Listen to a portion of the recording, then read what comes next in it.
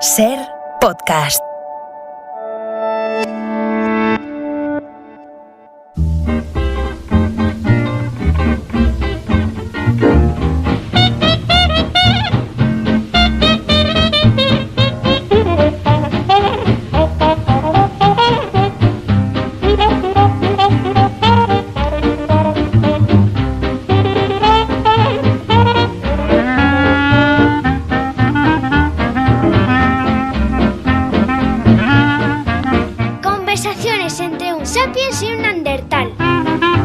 Juan Luis Arzuaga y Juan José Millás. ¿Y quién es el que está en medio? Va, no es nadie. When I'm with you, I feel so small. Right in my shell, I wanna crawl. Wonder why I had to fall for you. Oh, you dog. Why do you make my life so tough? It seems I can't love you half enough. You're so heavenly, much too much for me. I wish that I were twins. You red big baby kids. So I can love you twice as much as I do. Episodio 2. El sexo.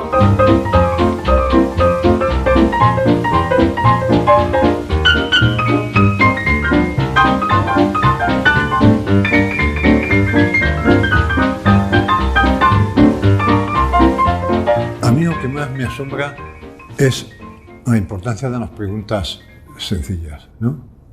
Es decir, cuando alguien se pregunta por qué las cosas se caen, por qué tira una cosa al aire y se cae. Es una pregunta sencilla, ¿no? Pero el que se hace extrañándose de verdad acaba descubriendo o inventando la ley de la gravedad, ¿no? O ¿por qué las cosas se vuelcan, ¿no? O sea, ¿por qué esta botella de agua yo la voy empujando y no se vuelca y llega a un punto en que se vuelca? En la Torre de Pisa, si se siguen creando, llegaría a un punto que se vuelca. Y eso nos lleva a especular sobre el centro de gravedad. Y eso es fantástico. El centro de gravedad en el cuerpo humano está más o menos a la altura del ombligo y es el sitio donde se concentran todas las fuerzas, ¿no? Y si lanzáramos una vertical desde en una persona que está de pie con las piernas un poco separadas, desde el ombligo hasta el suelo, veríamos que la vertical va a caer justo en el centro de los pies, es decir, en lo que sería el pedestal. Hay un pedestal imaginario, ¿no? Si nos volcamos mucho, nos caemos. Bueno, estas son preguntas sencillas, pero que nos llevan a especulaciones increíbles, porque lo del centro de gravedad es que es brutal. ¿Dónde está el centro de gravedad, por ejemplo, en una pelota, en un balón de fútbol? Y no está en ningún sitio material, ¿no? Bueno, esto a mí me ha fascinado de la relación que he ido teniendo con Arzuaga en estos años. Las preguntas sencillas, no tener vergüenza de hacer preguntas sencillas. ¿Por qué se caen las cosas? ¿Por qué se vuelcan? Eso nos llevó a hablar de la bipedestación, que es algo fantástico. ¿Cómo es posible que dos cosas tan menudas como los pies sostengan este edificio rematado con la cabeza que pesa un huevo, ¿no? Y ahí descubrimos, en una frase yo creo que genial de Arzuaga, que andar es caerse todo el tiempo, es andar cayéndose todo el tiempo y todo el tiempo corrigiéndose. Y bueno, en este ámbito de las preguntas sencillas, yo me pregunto, veo que el mundo podría ser un cuadro del Bosco, de lo caótico que es. Pero dentro de ese caos resulta que cada animal sabe con quién tiene que follar. Es decir, que a un gorila no se le ocurre irse a follar con un caballo, ¿no? Es decir, a mí esto me parece misteriosísimo. Es decir, cómo cada animal sabe con quién tiene que hacerlo. Pero es un misterio dentro de la variedad enorme. Quizá el único que no sabe del todo es el hombre, porque el hombre es capaz de hacérselo con una cabra. Pero en fin, si quitamos el ser humano, porque además tú me contaste una historia respecto al petirrojo, creo, que era muy curiosa, que no recuerdo ahora mismo. No, que se puede, tú puedes, eso es una especialidad, ¿no? Establecer el patrón de reconocimiento de especie, o sea que la especie reconoce a los miembros de su especie. Y ahí es donde busca su pareja. en su especie. Eso es un producto de la evolución y de la selección natural, porque aquel individuo que no supiera reconocer a un miembro de su especie para reproducirse con él, y del sexo contrario, de su especie y del sexo contrario, ese individuo no se reproduciría. De manera que ahí ha intervenido la selección natural, fijando esos patrones de conocimiento de imagen, porque imaginemos que hay un petirrojo que no sabe reconocer a una hembra de su especie, supongamos, ¿no? Y entonces, pues intenta aparearse con, si es macho, con hembras, si es hembra con machos de otras especies. Bueno, pues no tendrá descendencia. Por lo tanto, esos genes que no saben reconocer a los miembros de esa especie no se transmiten y desaparecen. O sea que la selección natural elimina a todos aquellos que no conocen a su especie.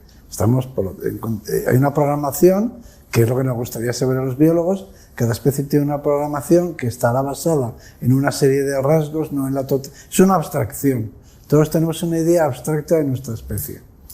Y esa idea abstracta está basada en olores. Hay especies que se basan en el olor para reconocer a su compañero sexual, y hay especies que son más visuales, entonces se basan en la imagen. Entonces, con eso se puede experimentar con un animal en un laboratorio, porque tú puedes conseguir que se aparee, o sea, puedes ir eliminando lo accesorio para quedarte en lo esencial. O sea, que al final, para un petirrojo, otro petirrojo es una mancha roja.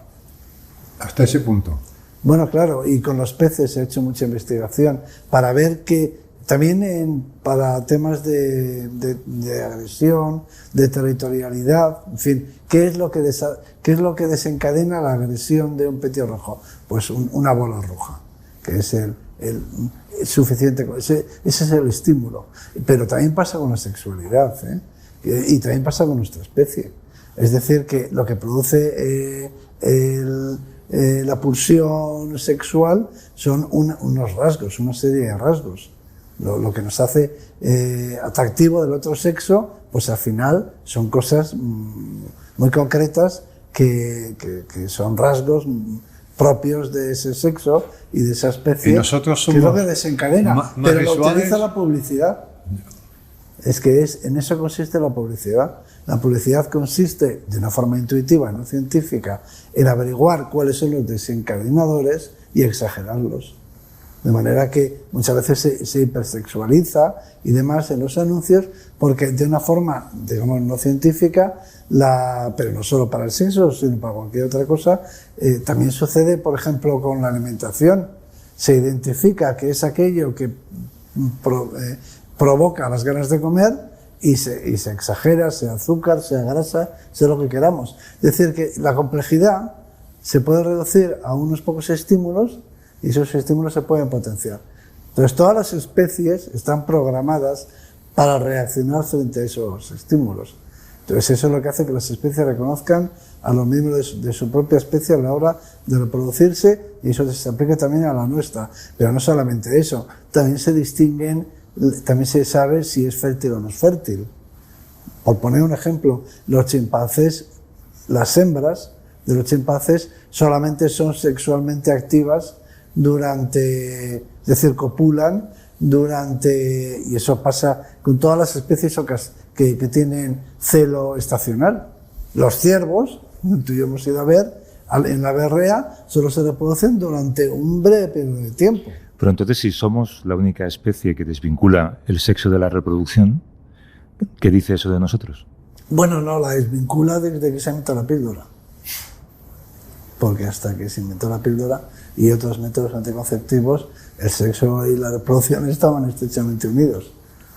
Se intentaban desvincular, Bueno, había otros métodos. La mente, pero obviamente había más niños entonces. Estaba el preservativo, pero la píldora realmente sí es un invento. Eso sí que es un cambio histórico, porque permite, quiero decir, la píldora, el DIU, otras técnicas, los preservativos y demás, han hecho que descienda mucho la natalidad. Es decir, entre nosotros sí que, en la especie humana, sí que hay una separación entre el sexo y la crianza o la reproducción. o tener hijos. Concepto que no han entendido algunas religiones, o bueno, pues por lo menos algunas jerarquías religiosas, porque tiene un argumentan que lo natural en nuestra especie es que el sexo y la reproducción estén unidos, y que sería antinatural la reproducción, el sexo sin reproducción, impidiendo la reproducción. Lo cual directamente no es cierto, porque en nuestra especie el sexo también tiene otra función, que, digamos, amorosa, que es independiente de la producción de hijos, ¿no? Sí, pero mis padres decían, esto por el mandato de la Iglesia, ¿no? Hijos, los que Dios te traiga.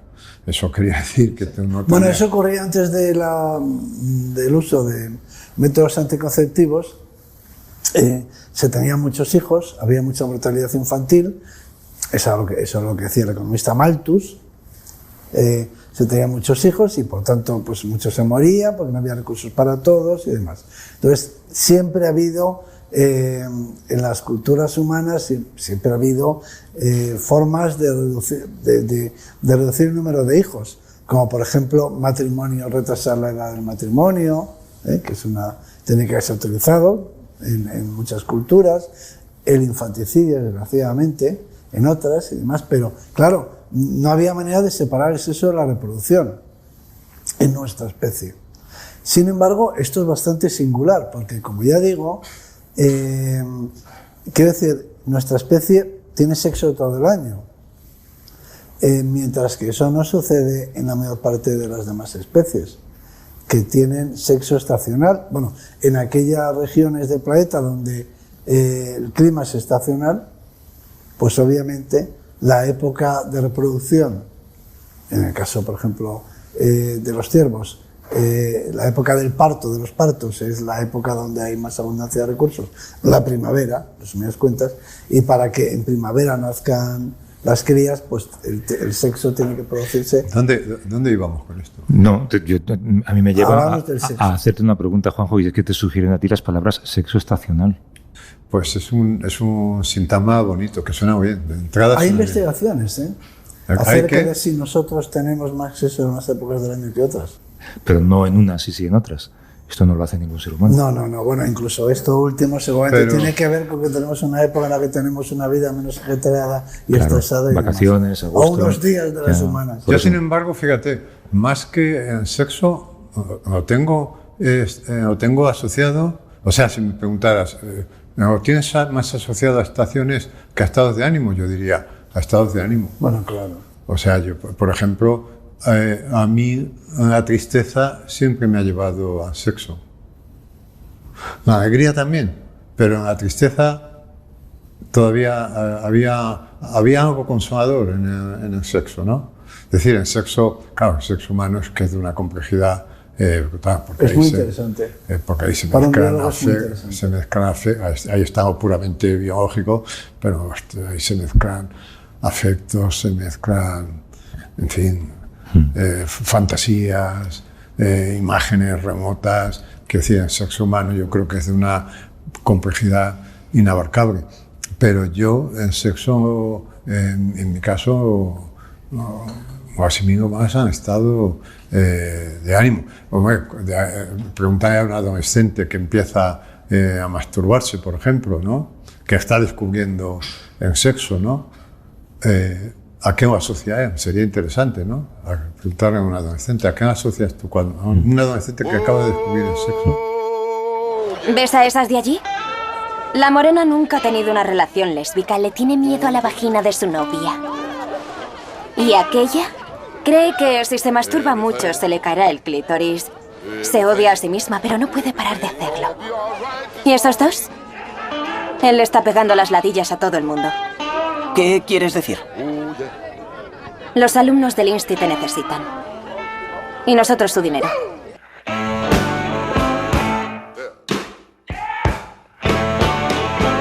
Now when I was a young boy, at the age of 5, my mother said I was gonna be the greatest man alive. But now I'm a man. 21. ¿Qué es la masturbación para un paleontólogo? Pues es la falta de la masturbación, es la falta de pareja, ¿no? Porque todo el mundo preferiría reproducirse con ¿Tú crees? una persona. Pregúnteselo a Woody Allen, no tienes que conocer gente. Quitando a Woody Allen, bueno, pues normalmente los adolescentes lo que buscan es una pareja. Si no la encuentran, recurren a la masturbación o recurrimos, o como utiliza el tiempo que quieras. Pero vamos, que la masturbación es un sucedáneo es un sucedáneo del sexo. Yo creo que son sexos distintos, fíjate. Yo bueno, ya, pero no creo que sea un sucedáneo, no creo que sea tanto un sucedáneo del sexo. Yo creo que son formas distintas de relacionarse. Considerándolas una especie biológica como las demás, pues lo que se busca es la pulsión sexual, lo que te lleva es a la cópula, y si no es posible, pues entonces pues buscas otra vía. Pero no somos una especie biológica como las demás. Bueno, bastante. Pero las demás no tienen sex shops. Como las demás. Las demás no tienen sex shops. La señora Gorina no tiene un sex shop para ir a buscar instrumentos con los que excitarse. Bueno, bien, claro. Tengo nuestras peculiaridades, pero yo, en fin, esto depende de cómo veas el vaso, pero en términos generales somos bastante normalitos. Pero es que yo creo que en el sexo, en los aspectos no biológicos, en el ser humano, son más importantes que los biológicos. No sé cómo medirlo, pero en relación con lo que me has preguntado antes acerca de la masturbación en los adolescentes, pues claramente pues yo creo que hay muchas culturas, incluyendo la nuestra, en la que pues, el acceso al sexo se produce a final de la adolescencia, bueno, pues en cuanto es posible y se da y se forman parejas y demás, pues acceden a la cópula y ya está. ¿Existe otro ejemplo de masturbación o de práctica de masturbación? Sí, en situaciones artificiales, entre los animales, todo. En biología, la biología, las leyes no son como las de la física, es decir, no son deterministas, son probabilísticas, hay frecuencias, ¿no? Y todo cabe, aunque sea en ocasiones raras y demás. Pero sí, hay ejemplos de masturbación también en la naturaleza, pero básicamente lo que es cópula, reproducción y demás. Eso es lo mayoritario. Y en situaciones en las que no hay... el abanico de la sexualidad animal es muy variado, sobre todo si introducimos a las aves, a los mamíferos, hay tríos, hay toda clase de situaciones, ¿no? Pero la normalidad pues tiene que ver con la reproducción, porque el sexo es lo que permite la reproducción, y la reproducción es lo que permite la continuidad de los genes, al final. Escuchan las hembras recatadas la llamada de los machos ardientes. Estos han tomado posesión de sus parcelas nupciales. Generalmente pequeños claros bien protegidos por el matorral. Mediante un elaboradísimo pavoneo, los machos del urogallo tratan de llamar la atención de las hembras. Tratan de estimular su ardor sexual.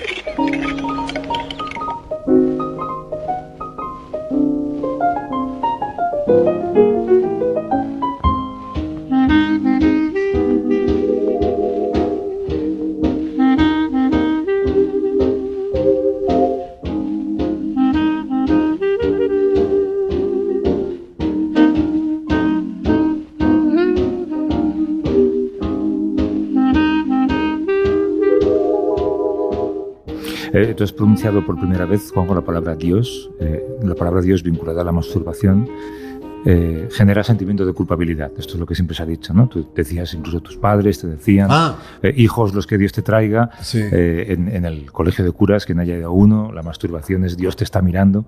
¿El sentimiento de culpabilidad existe más allá del ser humano? No, seguramente no. Esa es una gran pregunta, ¿eh?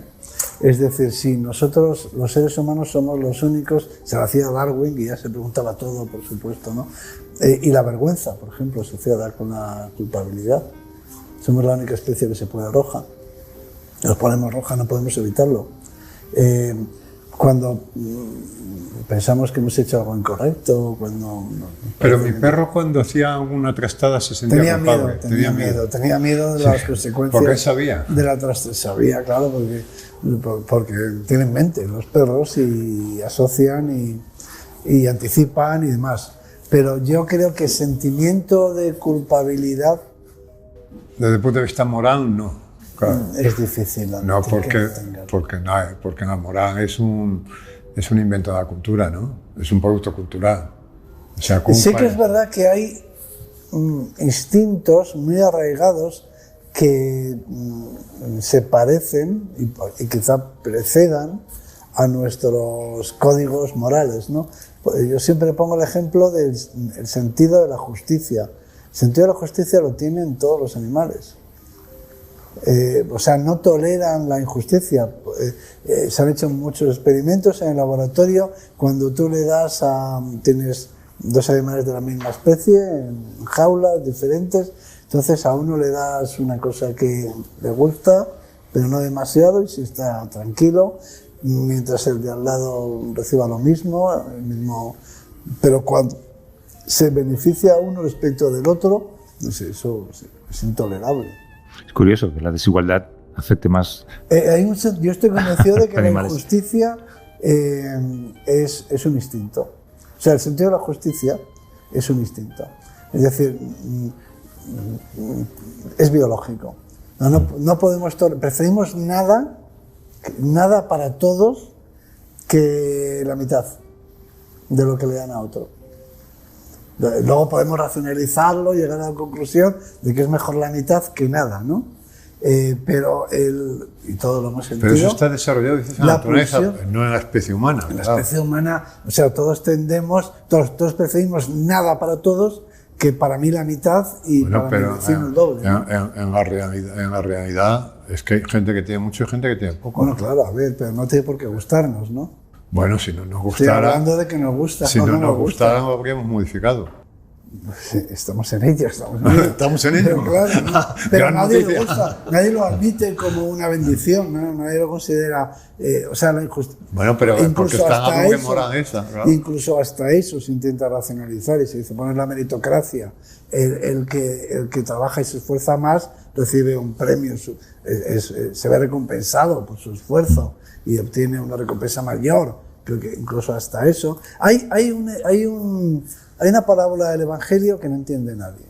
Que no entiende absolutamente nadie, que tiene que ver con lo que estoy explicando ahora del sentido innato de la justicia. No la entiende nadie hasta el punto de que los curas, cuando explican en la homilía ese pasaje, se las ven y se las desean, que es el de la viña. Hay varias parábolas de la viña. Pero hay una parábola en la que el dueño de una viña, pues por la mañana va a la plaza del pueblo donde están los trabajadores para ser contratados y contrata a una serie de trabajadores y empiezan a trabajar cuando comienza el día, y luego por la tarde, como ve que necesita más mano de obra, pues vuelve a la plaza y contrata a otros, y cuando termina el día, pues al final pues les va pagando a todos y les va dando un denario a todos ellos.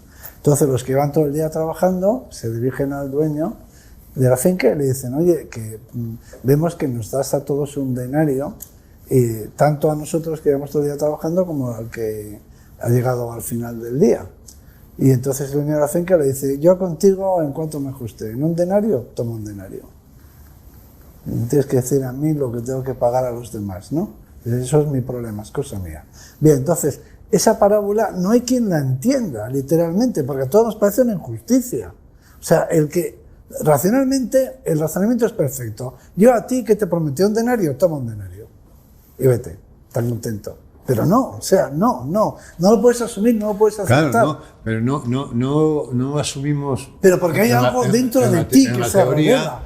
Pero en la práctica del mundo es así. Ya, pero bueno, luego hablamos del mundo. Yo hablo de las pulsiones biológicas. O sea, quiere decir que las pulsiones deberían tener un efecto en la realidad, ¿no? Bueno, en la vida real. No sé nadie que acepte la injusticia de buena gana. Bueno, pero porque nosotros somos una especie que se me da muy bien la doble moral, que no se me da, que no existe. Vale, pues claro, decimos esto no es bueno, pero lo practicamos. Bueno, O sea, y luego la no, justicia depende de qué practicamos tipo de todo. justicia. La justicia fiscal, por ejemplo. No creo que los que más tienen estén de acuerdo en pagar más que los que nosotros menos somos tienen. los que más tenemos Eh. también, los que estamos aquí en esta mesa sentados, comparados con otros. Ujú. O sea, que lo que decimos nosotros de los que son más ricos que nosotros, lo dirán los que son más pobres que nosotros de nosotros. Claro, pero entonces decir, lo esto que es una justo escala. es diferente. No, pero que digo, eso si queréis entramos a la sociología. Mi tesis era que hay un instinto de justicia en el ser humano. Luego vemos como la sociedad, y hasta si me apuras, me pongo paleontólogo y digo que en las sociedades primitivas, en las que no hay bienes, desde el paleolítico, en las que no hay riqueza, nada se puede acumular, pues entonces ni siquiera existe esta No, pero esta hay cuestión. una cosa muy interesante en eso que dices, porque también nosotros somos la única especie que desea cosas que no me convienen. Por ejemplo, quiero decir, esto es raro que un animal, por ejemplo, tome una comida que le siente mal. Nosotros comemos comidas que nos sientan... No, pero nos apetece mucho. Que nos apetecen cosas que nos sientan mal. Nos apetecen porque... Nos enamoramos de quien nos conviene con frecuencia. Es decir, que somos... Que, es otra historia. Por decir cosas... No, pero que hay una contradicción que quizás no se da. Yo veo que mi gato... se asoma a la terraza, pero no va más allá de caerse. Y los sapiens se caen todo el rato. Normalmente no se caen. Si no, es poner la barandilla bien alta, se caen a las piscinas, se caen de los balcones. Hay accidentes. Pero no, lo que quiero decir yo es que en la prehistoria o en las sociedades que tienen de caza y recolección no existe el bien, pero sí el sentido de la justicia. Es decir, como pasa con los chimpancés y con la rata de laboratorio. Es decir, que si un cazador mata una presa, y luego hay que repartirla. Y a nadie le gusta que le toque menos. Quiero decir que incluso no habiendo propiedad, no habiendo bien, porque el bien, algo que se puede acumular, incluso transmitir, eso es muy posterior. Eso es el neolítico. Claro, cuando ya tienes algo que puedes almacenar. Entonces tú puedes tener vacas, puedes tener ninguna vaca o 1000 vacas, es decir, puedes tener una riqueza y puedes tener el grano desde el momento en el que se puede conservar y eso es lo que hace que la agricultura prospere, porque tú puedes conservar el alimento para el invierno, por ejemplo, para consumirlo, pues entonces claro, uno puede acumular más que otro y aparece una injusticia. Ahí es donde... Yo creo que tú estás de acuerdo con eso y estáis de acuerdo con eso la mayoría de los antropólogos, ¿no? Que dice Harari, ¿no? Que es muy anterior a Harari eso. Que todo, bueno, pero Harari, yo he ido a Harari con mucha claridad, ¿no? Que todo se jode en el neolítico, porque es cuando aparece el excedente. Y entonces ahí empieza el miedo a que me arrebaten lo que yo considero que es mío. En fin, aparece las clases. Una forma de capitalismo todavía muy rudimentaria, si quieres, pero ya... No, y no solamente eso. Tú, igual que puedes tener muchas vacas, puedes tener muchas mujeres, o puedes tener esclavos. O sea, quiere decir que eso cambia por completo el panorama. Oye, pero estamos hablando, ya hablaremos de dinero más adelante, estamos hablando de sexo al principio, sí, y de la idea de Dios. Habéis viajado mucho juntos con los libros. ¿Cuántas veces ha surgido entre un científico y un ateo una conversación sobre Dios? Pues mira, ha surgido precisamente no hace mucho, porque tenemos el proyecto de hablar de Dios. Y además no te voy a contar cómo, porque es de un modo un poco espectacular. Bueno, hablamos de Dios cuando fuimos a ver... hablamos de Dios, es verdad. En Uraca, en Uraca. No, y hablamos de una cosa muy interesante, que es cuando aparece en Dios Meticón. Sí, el Dios moral. En Dios moral, es decir, porque los dioses de la antigüedad clásica eran como nosotros, tenían nuestras mismas pasiones, nuestros mismos defectos, nuestras mismas creencias. Y sin embargo, Arzuaga mantiene que cuando aparece un cierto grado de complejidad en una sociedad, es decir, cuando aparece correos, yo qué sé, ¿no? Cualquier parámetro. O cuartel de la Guardia Civil. Calzadas, escritura. Ahí aparece el Dios Meticón, que es el Dios que te dice, tú no te puedes acostar con tu hermana, no te puedes acostar con tu cuñada, no puedes... Es un Dios que se mete en tu vida privada, que te está observando. Que te está es muy observando. curioso, pero la gente religiosa, en determinadas religiones, tiene el convencimiento de que Dios les está mirando. Es que a mí en el colegio me decían que Dios está... Y recuerdo... Como si no tuviera nada mejor que hacer. Recuerdo un compañero, bueno, esto se practicaba bastante, pero recuerdo un compañero, ¿no? Que era relativamente frecuente que abriera su pupitre para quitar la merienda al de al lado, ¿no? Y entonces recuerdo un compañero, una vez yo es que abrí un día un pupitre para robar una merienda a un compañero Eso en Bilbao y me no pasa hoy, tío. y me encontré, porque pasabais menos hambre, y me encontré con un cartel que decía, Dios te mira. Inmediatamente me cerré. Dios te mira para que no le... Claro. Claro. Está muy bien. Hombre, era antirrobo. Era un antirrobo. Dios te mira.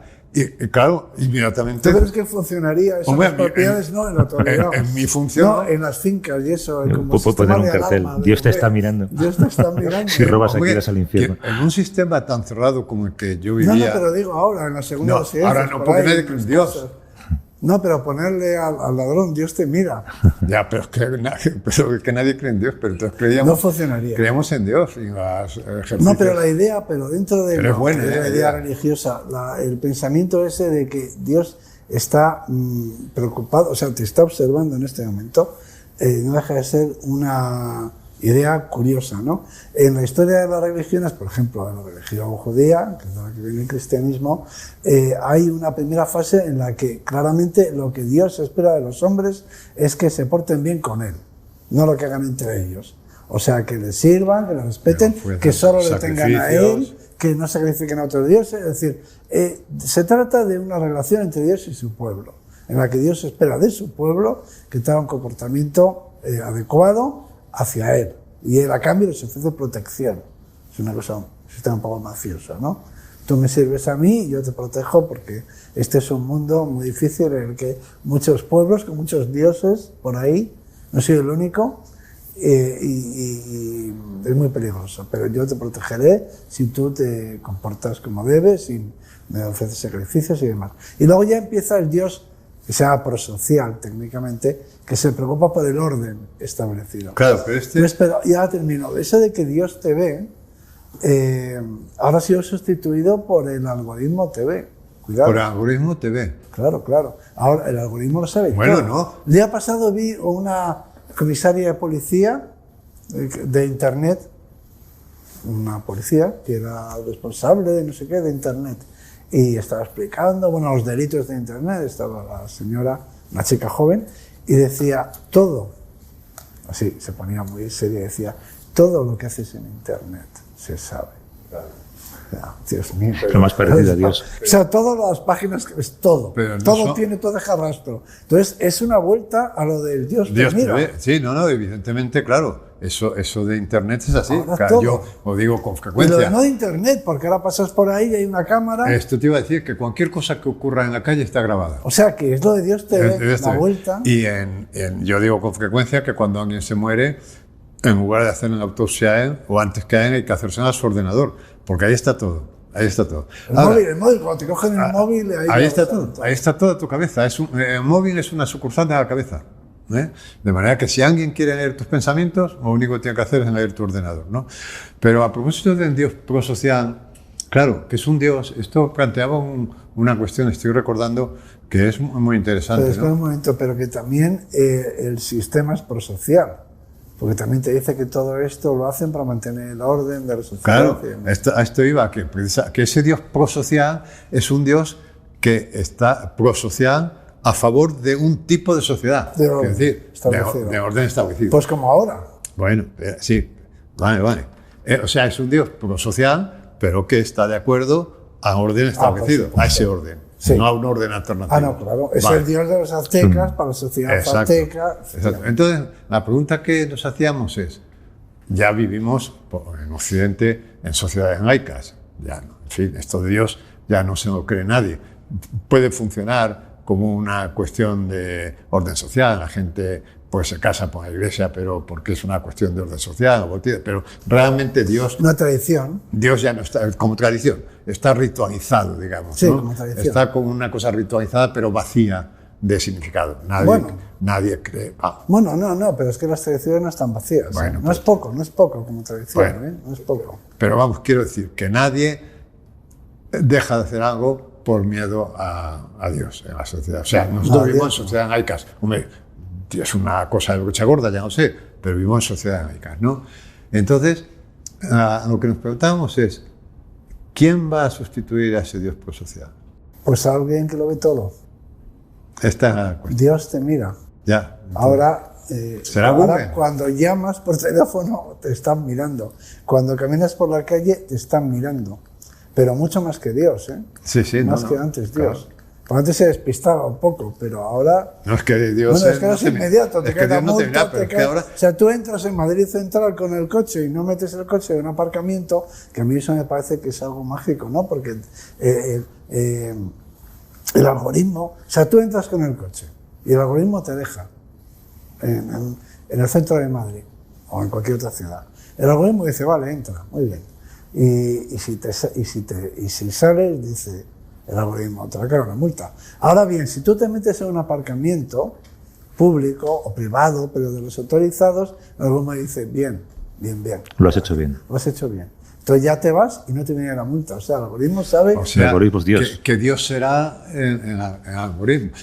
Pero dado que... Bueno, es que solo hay que sustituir... Dado que en todas las sociedades complejas, si te he entendido bien, aparece el Dios prosocial. Sí, no, seguro. Es buena la especulación de qué sustituirá al Dios prosocial pues en las sociedades laicas. El algoritmo, en el marxismo, Marx pensaba que la historia avanzaba hacia una... Tenía una dirección. Sí, por supuesto, porque era direccionalista, determinista y tal, pero pensaba que se iba hacia la concentración de la riqueza.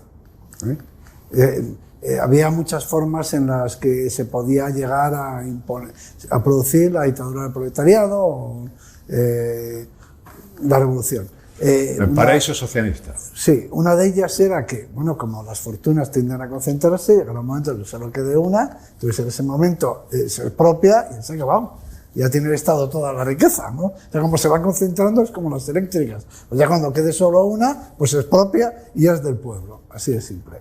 Bueno, pues con esto está pasando lo mismo. O sea, conforme a la información sobre uno cada vez es mayor, cuando llega un momento en el que haya una instancia que lo sepa todo sobre todos, pues ya está, eso es Dios. Dios es el algoritmo. I go out walking after midnight, out in the moonlight, just like we used to do. I'm always walking after midnight, searching for you.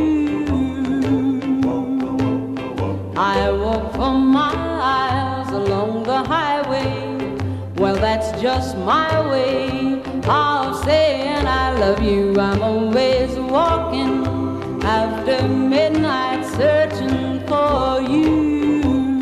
¿Habéis llegado a algún tipo de acuerdo sobre obviamente no sobre la existencia de Dios, pero sobre la existencia de algún tipo de orden superior?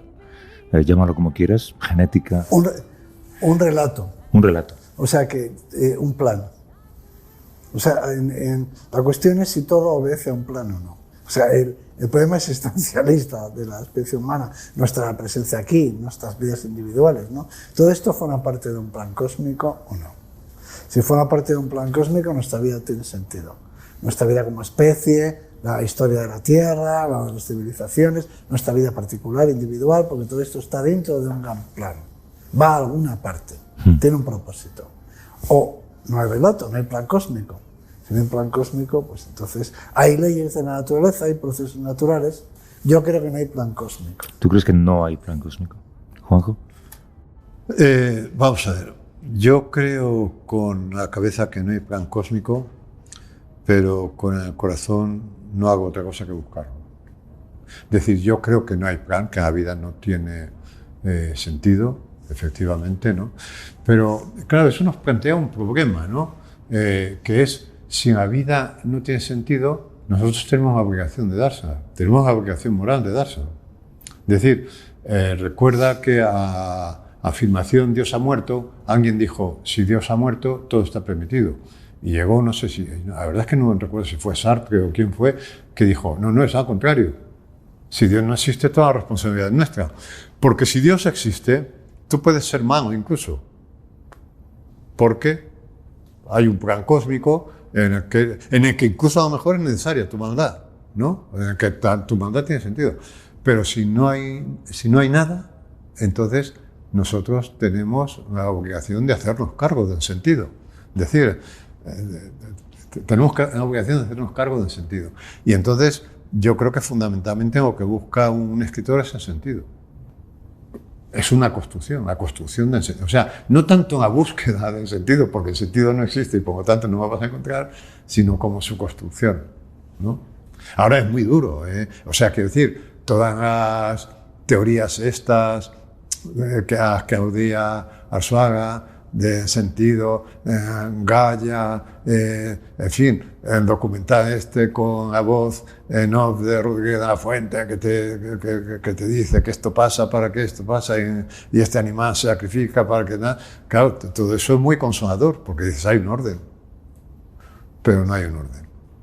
El único orden parece ser que es el de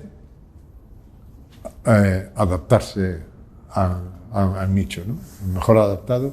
No, que puede que no haya un plan cósmico, pero que haya una direccionalidad, ¿no? Por ejemplo, pues podría ser eso que se proclamó hace unos años, de que se ve llegado al fin de la historia, ¿no? Por ejemplo, la globalización, supongamos que es una dirección, no obedece a un plan preconcebido, no hay un guión, pero la dinámica de la desarrollo tecnológico y de las comunicaciones, pues inevitablemente conduce hacia la globalización, claro, porque desde que inventas un aparato que te transporta, pues se aproximan las sociedades y hay tendencias, vamos a decirlo Pero así. son azarosas.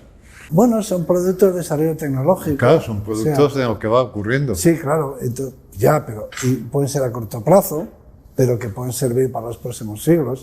O sea, quiere decir cuando muchas veces se dice, bueno, es que entonces puede pasar cualquier cosa. Bueno, pues no. Parece que en estas circunstancias y ahora mismo avanzamos hacia una globalización. Luego resulta que de pronto se vuelve... Hay fenómenos locales. Bueno, no, se vuelve al fin de la era unipolar, ha dicho Putin el día pasado, y la gente no le ha dado mayor importancia. Y yo creo que, de hecho, no va a ser así, y es simplemente el final de la Unión Soviética diferido, ¿no? Pero la idea que ha expresado este individuo de que se ha terminado eso de que, bueno, pues solo haya un tipo de sociedad en el planeta, que no, que va a haber varios tipos de sociedad. O sea, no varios bloques geopolíticos, o sea, varios modelos de sociedad. O sea, nosotros pensábamos que... ¿Pero eso quién lo ha dicho? Putin. No me he enterado. Pero... Bueno, ha dicho que se ha acabado el mundo unipolar. Él no está pensando en que haya naciones con diferentes intereses. Está pensando en modelos de sociedad, porque su ideal no es la sociedad democrática occidental, sino pues, la dictadura imperialista que él defiende. Pero quiero decir, la idea, estábamos convencidos de que solo iba a haber un tipo de sociedad. Pero solamente hay un tipo de sociedad, porque solamente hay un tipo de economía, que es la capitalista. Pero eso es lo que... Bien, entonces habríamos llegado a eso, a ese modelo, pero hay gente que se resiste, que dice que no, que puede haber diferentes tipos de sociedad. Eso en cuanto a la economía.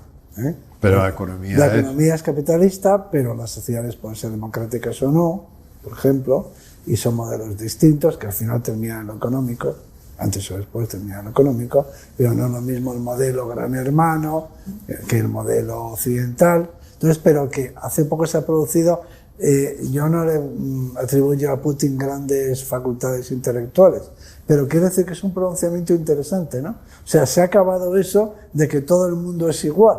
Va a haber diferentes mundos, diferentes sociedades. Hablamos... No poderes, que lo entiendo. Hablamos de dinero en el próximo episodio, pero déjame volver a la idea de Dios y respóndeme a esta pregunta, Juanjo. ¿Para ti sería más cómodo creer en Dios? Ahora no sé, pero mira, no hace mucho estuve en La Palma haciendo un reportaje sobre el volcán y allí estuve hablando con una vulcanóloga que me estaba explicando cómo funciona un volcán y me estaba explicando las placas tectónicas y todo esto, en fin, que tiene su complejidad, sobre todo para alguien que no tiene la formación científica debida, ¿no? Y en un momento determinado se volvió, me miró y me dijo: es mucho más fácil creer en Dios. Y yo se lo digo también a veces a Arzuaga, cuando hablamos del origen de la vida y tal, digo, mira, es más verosímil la Biblia. Es decir, yo creo en lo que me dice, pero el relato bíblico es más verosímil como explicación del mundo que el relato científico. Sin embargo, el auténtico es un relato científico. Entonces, para mí sería más consolador que hubiera un Dios y que hubiera otra vida donde nos encontráramos y seríamos felices y tal, y yo volviera a ver a mis padres y a mis hermanos, pero ya en otra dimensión, sin rencores, sin odios y tal. Oye, pues no pinta mal. ¿Qué quieres que te diga? Donde todo es un estado de felicidad permanente. No pinta mal, pero eso ya para mí es irrecuperable, ¿no? Yo creí en eso, claro, porque me eduqué ahí y además creí muy profundamente en eso, porque mi padre era muy creyente, porque hay muchos creyentes, digamos, de madera, o que es una cosa de tipo social, razón. Pero ya eso es irrecuperable. Ahora, ¿sería bonito? Sí, sería bonito. ¿A ti qué te hace pensar cuando te encuentras con alguien que cree profundamente en Dios? Bueno, hay muchas cosas que es interesante en relación con lo que estamos hablando, pero, por ejemplo, la idea de la otra vida tenía mucha conexión con el sentido, el instinto de la justicia. O sea, no tiene sentido que haya otra vida si no es para hacer justicia. Para hacer justicia. Es decir, al pobre se le ha dicho siempre, o al que parece una injusticia, que bueno, que eso es temporal, que hay otro mundo, habrá un juicio y todos los que, pues, y todos los pobres y todas las víctimas estarán al lado de Dios, y los poderosos de esta tierra, que tanto han disfrutado y presumido y han sido tan, no sé, poderosos y demás, pues serán castigados. Entonces, ese sentido de la justicia también dan ganas de creer en eso, ¿no? Claro, eso... Es decir, no está mal que haya otra vida para que por fin alguien ponga las cosas en orden, ¿no? En mi infancia... O sea, esta idea de que, bueno, vamos a ser todos felices un momento, ¿no? Que eso pesaba mucho en el sentimiento religioso. O sea, que yo he sido toda mi vida un desgraciado aquí, he sufrido otra clase de injusticias. Pues me voy a vengar. Me voy a vengar, no, pero bueno. Luego hay una eternidad por delante, tú ríete ahora, que reirá mejor el último, ¿no? Ya veremos en otra vida cuando te presentes ante Dios y te juez y le cuentes que tú eres muy importante, ¿no? Dile a Dios, usted no sabe con quién está hablando, ¿eh? Eso está tan arraigado. Bueno, quiero decir, cuando me has hecho esa pregunta tendría que matizar, ¿eh? No soportaría la existencia del infierno, del purgatorio, quiero decir. Bueno, para nosotros no, pero... no, hombre, para mí de luego no. No, pero ni siquiera, pero ni siquiera para los magos, fíjate. Bueno, porque me parece excesivo. Que se quemen es demasiado. Usted no sabe con quién está hablando, que se lo diga al juez me parece, supremo, ¿no? Yo suprimiría infierno, purgatorio... Todos iguales. Sí, porque ya todo está perdonado, está bien, ¿no? En fin, pero bueno, la cosa está tan arraigada que cuando se decía, yo no sé si tú te acuerdas, Arzuaga, porque no sé, que se decía que si tú comulgabas los 9 primeros viernes de mes seguido, una vez en tu vida. De mes. 9 primeros viernes de mes seguidos. Si tú comulgabas esos primeros o conseguías hacer eso. Joder, que no fallar. Pero seguidos, tenían que ser seguidos. Vale. No, si te saltas uno, ya tienes que empezar de nuevo, ¿no? Pero si tú conseguías hacer eso, aunque fueras muy pecador, en el último momento de tu vida tendrías la oportunidad de arrepentirte y no ir al infierno, aunque hubieras sido muy pecador, ¿no? Y yo recuerdo habernos hecho por si acaso. Hombre, es un buen compromiso. Es un buen compromiso, merece la pena, ¿no? Yo los tengo hechos. Os animo. No, pero no, por si acaso. No, bien. Pero no te va a servir. ¿Tú no te acordabas de eso? No, porque eso yo creo que no, a mí no me lo explicaron. No te va a servir de nada, ¿eh? O sea, quiero decir que... ¿Puedo contar una historia? Sí. No, una cosa graciosa, porque tampoco, o sea, no se puede ser tampoco arrogante desde ninguna postura. Y entonces tampoco es del ateísmo. Y con respecto a los demás, y displicente. Hay una anécdota que es que estaba Napoleón con el general Murat, que era, pues, era un gran general francés, que estuvo aquí en el 2 de mayo, por cierto, general Murat, y pues, muy guapo, y estaba encantado de ser conocido, ¿no? Entonces vieron pasar a un cura, y le dijo a Murat, a Napoleón, le dice, pobre hombre, se cree que hay otra vida, ¿no? Y le dijo a Napoleón, mira, si no hay otra vida, a ese cura no le va a pasar nada. Pero como la haya, vete preparándote. Hay un científico francés muy importante, creo que ya muerto, no recuerdo cómo se llamaba, que creía en Dios, que compatibilizaba la idea científica, ¿no?, con la creencia en Dios. Y alguien le preguntó un día, oiga, ¿usted cómo puede compatibilizar esas ideas que son incompatibles? Y contestó, porque prefiero el misterio al absurdo. Está bien, está muy bien.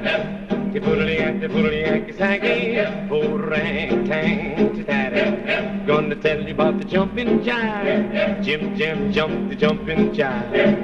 Cat's gonna beat out this mellow jive. Beat it out on the mellow side. Hemos empezado hablando de sexo en este episodio.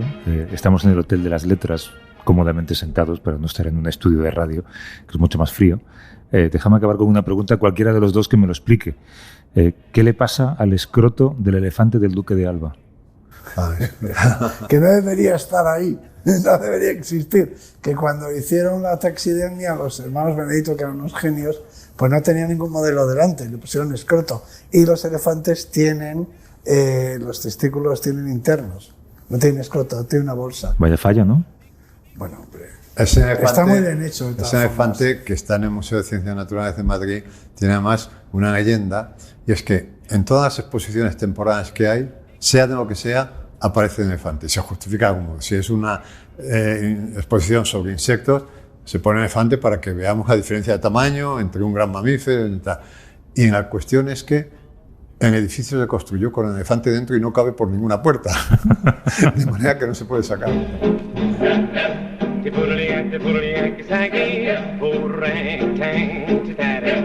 Gonna tell you about the jumping jive. Jim jumped the jumping jive. Cat's gonna beat out this mellow jive. Beat it up. Cadena Ser. La radio.